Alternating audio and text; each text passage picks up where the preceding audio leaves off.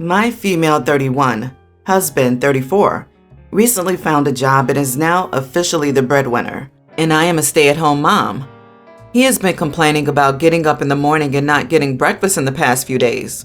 He said that I should be getting up before him at 5 a.m. to make him breakfast as part of my stay-at-home mom routine. I asked why he couldn't do it himself since he used to do everything, and he had 2 points. 1, he is no longer unemployed. He's the breadwinner now, and his job is to provide for the family. He says he barely gets ready and finds no time to make himself breakfast. I pointed out that I cannot be expected to wake up at 5 after staying up at night with the baby, and reminded him of what I do during the day, since that is a job, and a difficult one. He argued that he still thought it was unfair he had to make breakfast before going to work, and I should do it as part of my job. I, at this point, said he was taking advantage of me, since he is still an able-bodied and can do it if he uses the time he spends to read the news on his phone, or the time spent in the shower. He made a face and called me unbelievable for claiming he was taking advantage of me when he was the one bringing in the money, then shrugged and said he'd just cancel breakfast then. But his job is very stressful, and that might affect his health. He keeps suggesting it, but I keep refusing. Finally, he claimed I was unfair and unsupportive of him taking on a new job, and I did not respect my part of the deal. Am I the idiot? Edit. First, I usually handled making breakfast in the past, when we both used to wake up at 9. He does not like any pre-made foods and likes breakfast to be fresh, consisting of ham, pancakes, etc., as well as freshly made fruit juice. So basically a full breakfast I used to make when we were both unemployed.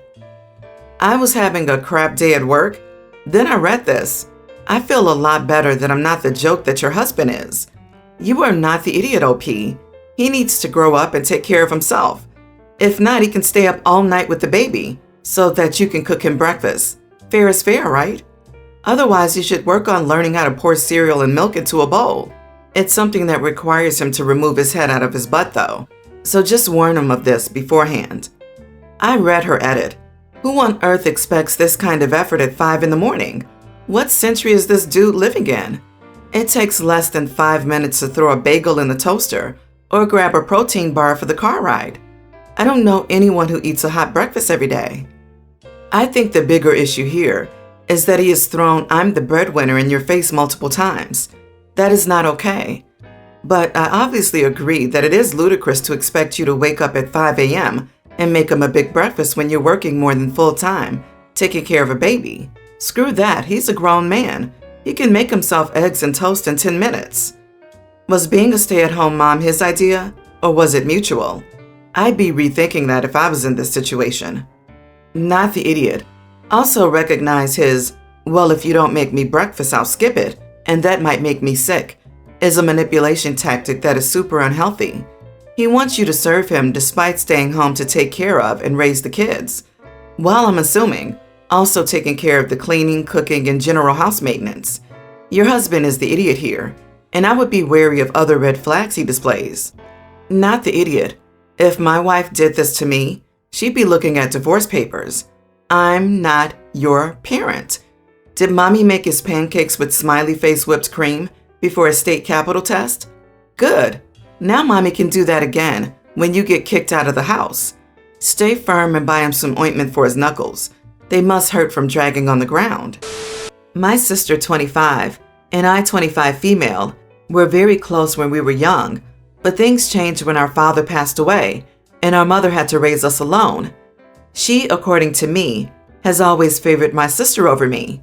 It wasn't blatant favoritism. She still cared for me and loved me, but my sister was allowed to go to school dances, dye her hair, wear expensive makeup, buy expensive dresses, things I wasn't allowed to do. My sister changed, and during middle school, she became the popular girl while I was the nerd.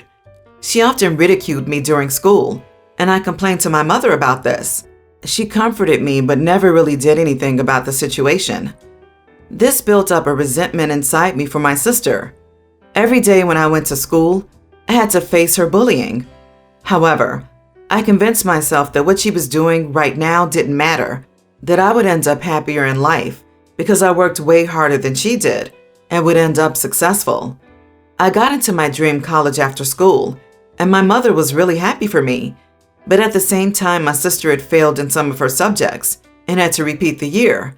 So my mom didn't want to go out to dinner to celebrate, since it would upset my sister. Fast forward a couple of years, and my sister is getting married to a very rich man. I was very happy for her and attended her wedding. I had a job and was doing pretty good financially, but was under a lot of stress due to high working hours. While I was talking to my sister, she said to her friends and me how sad it must be for me to have worked so hard for all those years and still be so unhappy with my life while enjoying hers. She told me that I should have worked smart like her instead of working hard.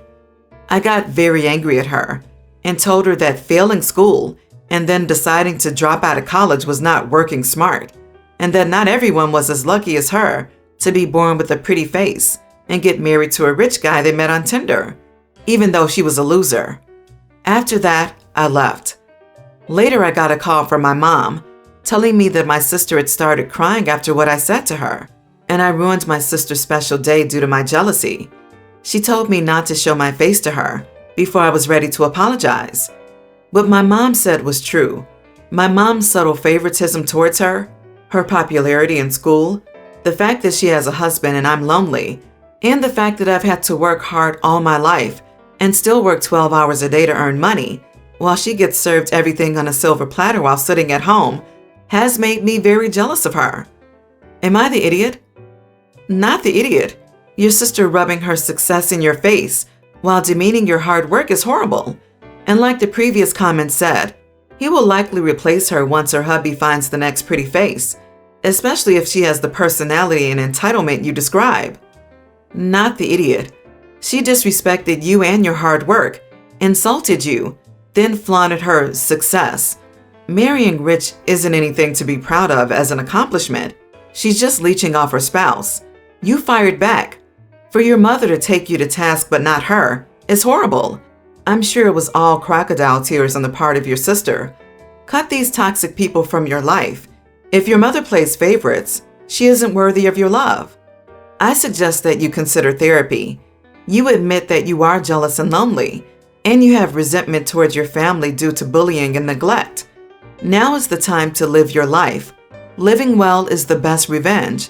So see if there are avenues to help you with your issues so that all those bad moments from the past don't intrude on the life you're building for yourself now. My fiance's sister and mother just passed away in an accident, and her sister left behind her little son and daughter. So my fiance pretty much immediately started talking about flying the kids here to move in with us. I have never been interested in having kids. I have nothing against kids in general. I just personally don't want to raise or live with any kids, and I've always been very clear on that. I thought my fiance was the same, so I reiterated my stance on having kids and said I'm not going to change my mind on that now. My fiance claims we're the only people who can take in these kids, which seems strange because she has a brother who has the bonus of living close to where the kids have been living, so they wouldn't even have to change schools. My fiance says her brother can't take them because of money and being too busy, though I'm sure he could do it if he really wanted to. I'm sure you get money from the government to take in orphaned kids if you need financial help. Also, he's about to inherit a bunch of money from his mom. I said if my fiance insists on taking in these kids, we will no longer be compatible, and we'll unfortunately have to end the relationship, and she'll have to move out of my place. She's mad that I'm making her choose between the kids and me, even though there's nothing else I can do because I'm simply not going to take in these kids. I just have zero interest in raising kids. I think it's completely unfair to expect me to upturn my life for two random kids I've never even met just because her brother can't be bothered.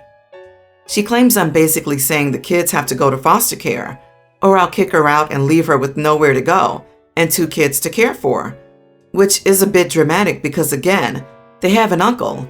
I bet they could take him in with a bit of effort, and if she really must be the one to take them, she could just move into her mom's old place or her sister's old place.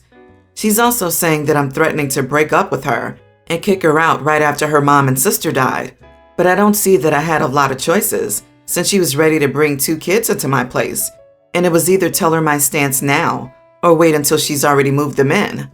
Am I the idiot? No idiots here. Your decision makes sense, and her decision makes sense. As you said, if she really wants to take these kids in, then you're not compatible anymore. If she does take them in and you stay with her, you'll grow to resent her. And if she decides to stay with you instead of taking them in, she'll resent you. Sometimes we're faced with difficult decisions, but that doesn't make you an idiot for saying it out loud. Not the idiot for the sentiment, but if you're sharing it with her the same way you're putting it here, very much wrong for that. You say you thought she didn't want kids, but this has nothing to do with her wanting or not wanting kids. Those are kids who already exist and who she already loves, who need help. If you're not willing to give that help, you can't communicate that boundary, but you make it sound like she's gone all baby hungry or something. She hasn't. She's trying to simultaneously cope with crushing grief, care for two loved ones, and probably also trying to make sure she honors what her sister would have wanted. The way you talk about this whole situation doesn't seem to reflect empathy for that. It is looking like this may be a deal breaker for the relationship. While OP has the right to maintain a child-free lifestyle, they do come across as a bit too detached from the emotional scale of what's happened. The way they rationalize that their fiance's brother will get money, possibly from the government and through inheritance, is a bit too matter-of-fact, and the lack of emotional support for someone who lost their mother and sister is striking. There's no empathy indicated for her. You are the idiot for how you're treating your soon-to-be ex-fiance, but it's almost balanced by the fact that at least you're letting her see the real you before marriage. You can choose whether or not you want kids, but stuff comes up in life. You're showing her that you'd instead stick to ideals for yourself rather than adjust, problem solve, and act as a partner. I've been married, 37 female, to my husband, 41, for 3 years. We've been together since our early 20s, more than 10 years. Background info for my family. My family has always been very conservative in many aspects. They don't believe mental illnesses are real. They don't believe in therapy. They have very questionable views about society and science. They're also the kind of people to stick their noses everywhere.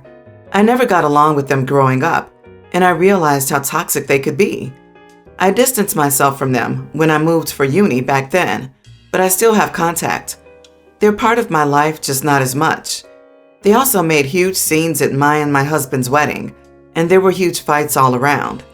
My husband can't stand them. He tolerates them once in a while when holidays are around, and a few barbecue Sundays, but he barely speaks to them, and they don't like him either because of their toxicity. My father was one of those dads who joke about hurting my boyfriend or husband if I ever got hurt. Most of the time, my dad took the joke too far, to the point it was very offensive towards my husband.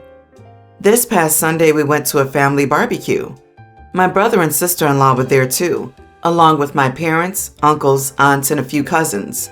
My mom kept asking the children question. I said I've cleared up before. I don't want to have kids. Then she and my dad made some comments, implying my husband doesn't want to have kids, and he's just pulling me down a rabbit hole with him.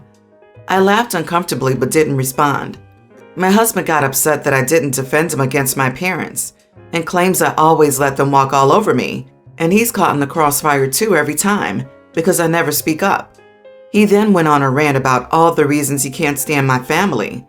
I told him that the moment he decided to marry me, he also married my family, and my family comes as a package deal with me, even if I don't get along with them that much.